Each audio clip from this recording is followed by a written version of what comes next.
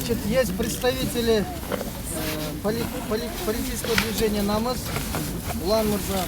Есть представитель общественного наблюдателя Совета по вопросам Кумтор Бельтуруков. Есть, вы его все, наверное, знаете, Замир Мендибаев, председатель и представитель политического движения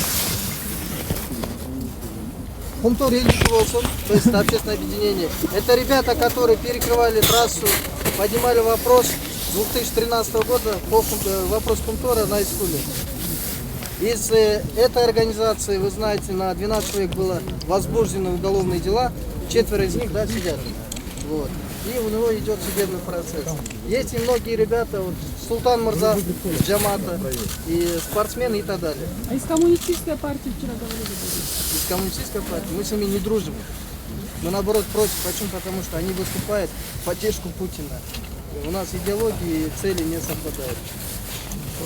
Толкун, он представитель балықшылар организации, там, балықшы жаштар кеңеші. Нуркамиль Мурза. А число можете сказать, да? 30, 40, 50 человек. Сколько вообще на митинг пришли? Ну, на митинг я не знаю, посмотрите, там еще будут. Вы просто журналисты, тяжело определить. Не от количества Борис. Значит, Нуркамиль Мурза здесь бүгінгі акцияны ұйыштырып жатқан себебі жақында эле Европарламент, Кыргыз парламентіне қарата сіздер қарап жатқан мыйзамдарға жараша резолюция беришти. Алардын бирден бир талабы сіздер қарап жатқан мыйзамдар артқа тартылсын жана өтпөсүн деген талаптар коюлду. Биз ошого жараша муну 2014 жылдын башында эле алгач биринчи акцияларды баштаганбыз. Жогорку кеңешке биринчилерден биз талап койгонбуз, сунуштарды бергенбиз. Мына ошондон баштап бул мыйзам кире баштаган, карала баштаган. Тилекке каршы 2 мыйзам бүгүн токтоп турат. Гомосексуализмди пропаганда кылуу боюнча мыйзам биринчи окуудан өтсө, экинчисинде белгисиз болсо. Виктор. Экинчи мыйзам Виктор. Сиз демилгечи жанагы чет элдик тыңчылар, бейөкмөтчүлөр боюнча мыйзам. Анын да тагдыры белгисиз биз үчүн. Анан дагы бир 2 сунушубуз бар. Ошо боюнча биз сиздерге атай сунуштарды алып келдик, анан талаптарды тапшырып коелу дедик. Анан талаптарыбыз бар.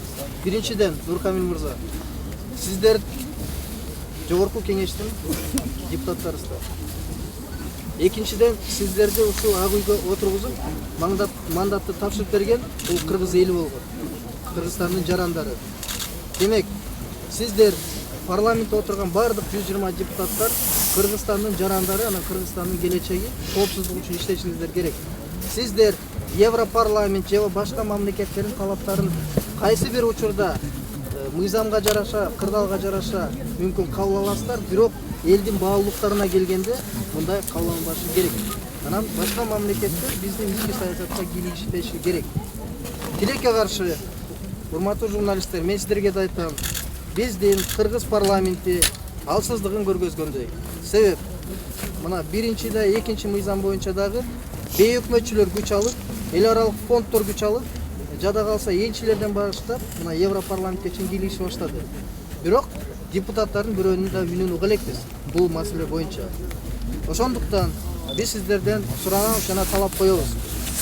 2014-төн бери келе аткан 2 мыйзам парламентке кирсин жана каралып өтсүн. Бул жалпы бейөкмөттөр 10-15 эл активдүү бар, ошолордун талабы болуп силер токтоп атасыңар. Ал эми бул жалпы элдин талабы болуп атат. Анткени баарынан чыксаңар эле эч кимге жакпайт бул нерсе. Ошондуктан мына журналисттер менен да макулдаштык. Биз силерди күттүк, биз дагы ойлогонбуз, дагы 1-2 депутат чыгат деп. Эми ар бир депутаттын өзүнүн абийирине койдук. Эгерде бул мыйзамдар чыкпаса, кабыл алынбаса, биз дагы эле чыга беребиз. Мына Мореки алдыңызда турган баннерди биз атайын сиздин чыгышыңызга даярдап койдук. Өйдө турган биздин жашоо, биздин демократия. Демократия деген түшүнүк бар, бирок баалуулук деген бар. Биз мына ушундай жашоодо жашайбыз. Ал эми Мореки демократиянын калдыктары, жугундулары бизге кереги жок жана биз муну тутпайбыз. Мына ошондуктан ушуну сиздин алдыңызда депутаттар өзүлөрү көрсүн, түшүнсүн. Коом мындайды кабыл албайт дегенди түшүндүрүүбүз келип, мына ушул нерсени азыр биз тетиги жогорку кеңештин таштандысына таштайбыз.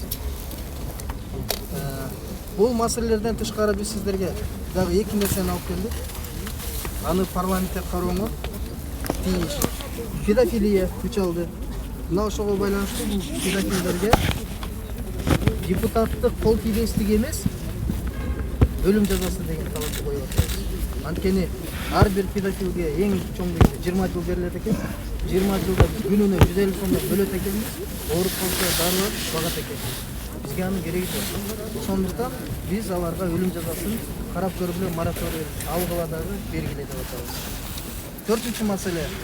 Мен өткөндө бир көптөгөн уюмдар менен отуруп сүйлөшүп калдык. Ошондо мындай маселе чыгып атат.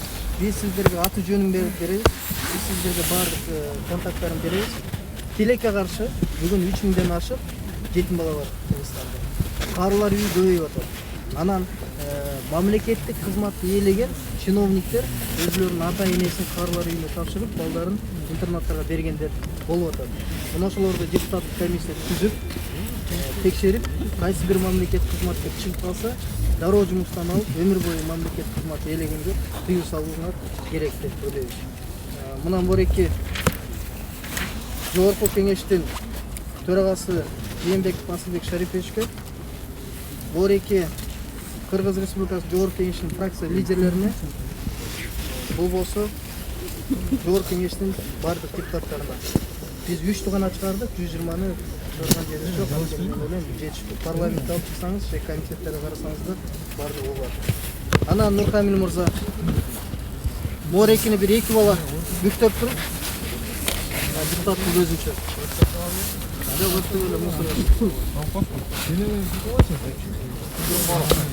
Тез-тезден бүктөп Мореки биздин белги. Бул жанагы гомосексуалдар,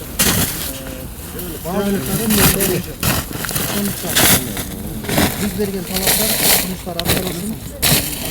Азыр болсо сиздер бир суроо.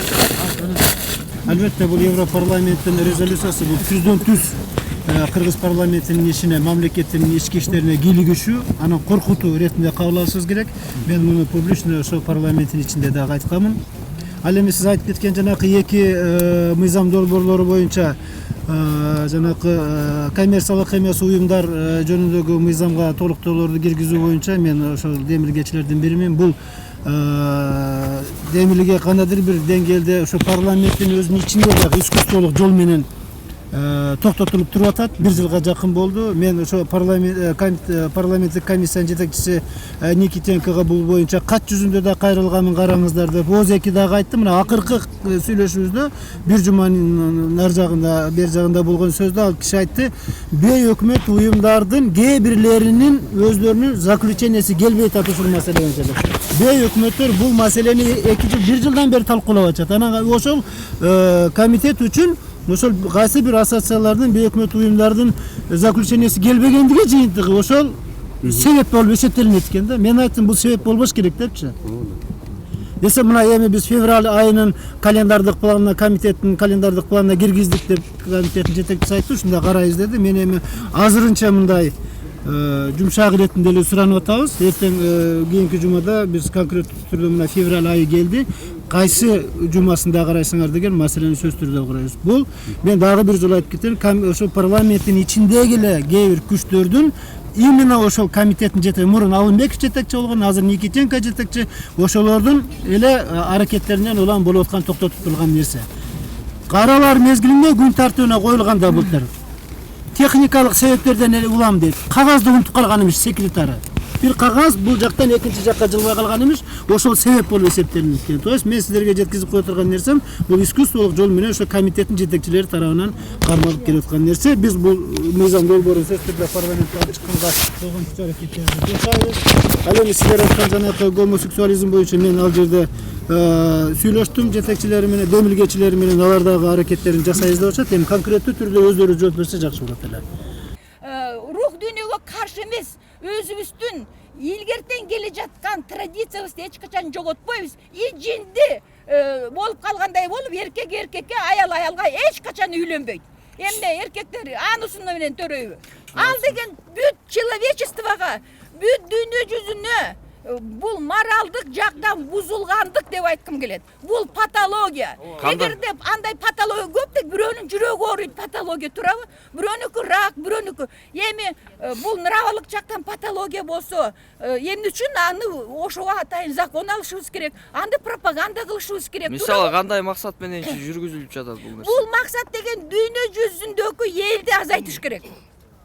Эмне дегенде 7 миллиард адам дүйнө жүзүндө эл көбөйүп жатат. Ошон үчүн элди азайтыш үчүн баякыл золотой дейт. 6 миллиард өздөрү жыргап жашап, балалуу чакалуу болуп, башка элдерди кырып жоготконго баякы пропагандасы да. Эмне дегенде эркек эркекти төрөтө албайт да, ыя. Кандай дейсиңер? Аял аялды төрөтө албайт, туурабы? Ошон үчүн ал деген эптеп септеп адамдардын санын азайтуу керек.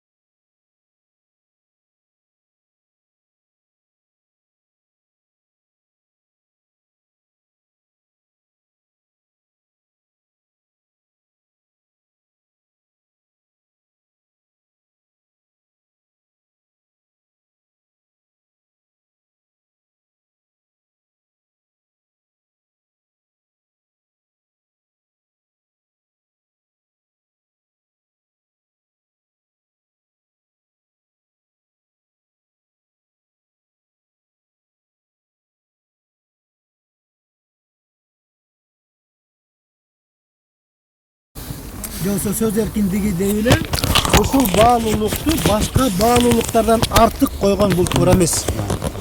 Ар бир элдин өзүнүн баалуулуктары бар. Бул үй бүлө баалуулуктары, жанакы салт сана баалуулуктары, нравалык, мораль деген нерселер бар.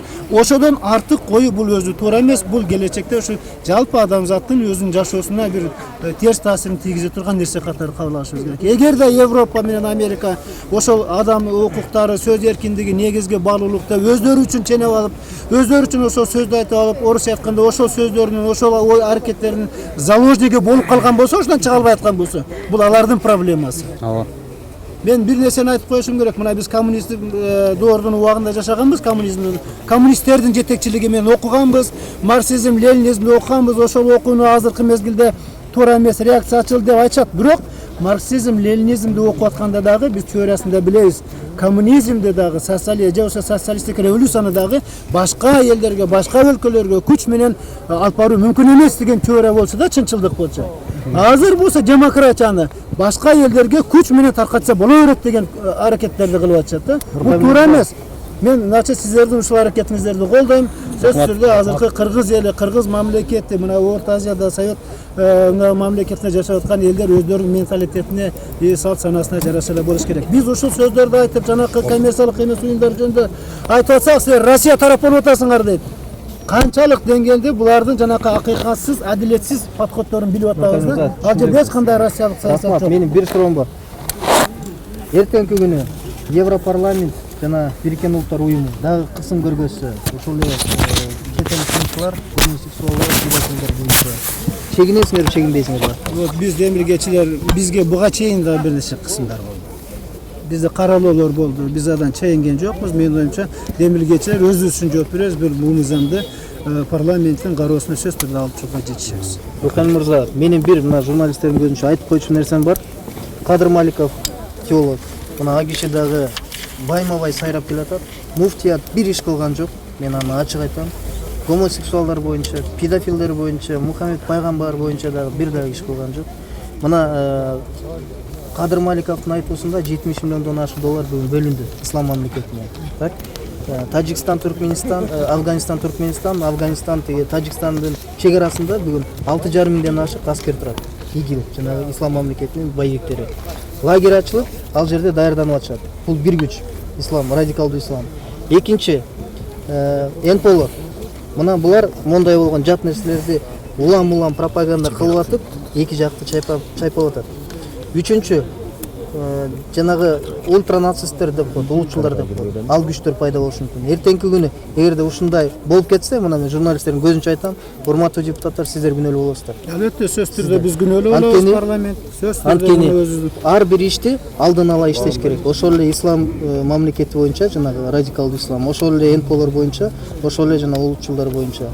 Ошондуктан биздин койгон талабыбыз, сунушубуз бардык маселелерди оперативдүү, анан өз учурунда чечкенге аракет кылуу. Парламент, биз парламенттик мамлекет болгондон кийин өлкөбүздө болгон бардык нерселерге жоопкербиз. Муну сиз айткан нерселердин бардыгын биз билип атабыз. Эми комментарийлеп, ар бир ушул коюлган суроого комментарий берип түшүндүрмө берсек болот да. Бул муфтияттын алсыздыгы болуп атат. Булардын негизги жетекчиликке алынган күчтөрү Куран менен хадис болчу. А кече биздин муфтий эмне деп атат? Биз өзүбүздүн иш аракеттерибизди мамлекеттин диний саясатына жараша алып барып атабыз. Подстраиваться этиш керек экен. Мына кече жакында көрдүңөрбү, Орус думасында, Россия думасында патриарх Кирилл чыгып сүйлөдү өзүнүн сөзүн. Биздин бир муфтий келип сүйлөдү ушул жерде. Ошого аброю барбы? Маселен ошо. Саясий күчү барбы, волясы?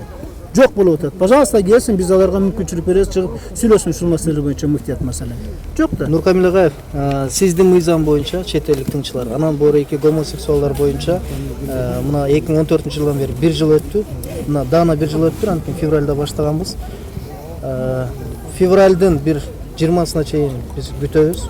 Ошонун ичинде мына февралдын 20-сына чейин урматтуу журналисттер бир жылыш болуш керек, активдешүү болуш керек. Гомосексуалдар боюнча мен демилгечилер менен да сүйлөшүп чыккам, алар айткан аркы жума 1-2 жуманын ичинде каралат. Биз күтөбүз жыйынтыгын. Эгерде жыйынтыгы коом каалагандай болбосо, анда бул депутаттардын өзүнүн жоопкерчилигинде. Калганын биз тиги Америка Коошма Штаттарынын февраль ичинде деди Никитенко ошо комитеттин жетекчиси сурады, февраль ичинде деди. Февраль 20 дегенде туура эмес болуп калат. Биз аны жетишкенге аракет кылабыз. Экинчиси ошо мыйзам долбоорунун аталышын туура атагыла да. Бул жерде чет элдик тыңчылар эмес.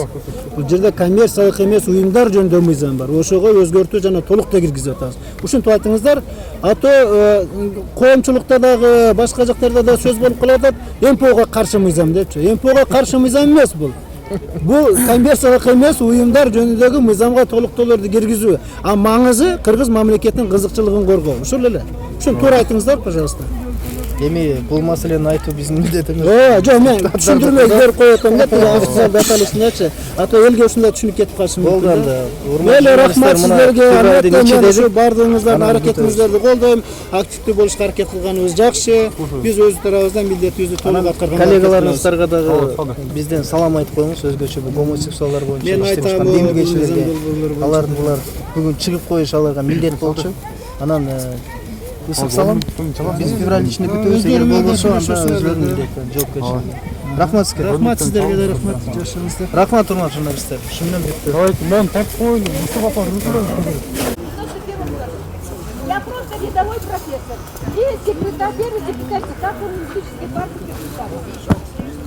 Да, и председатель Координационного совета за союз народа. Саша Рахматовна, да.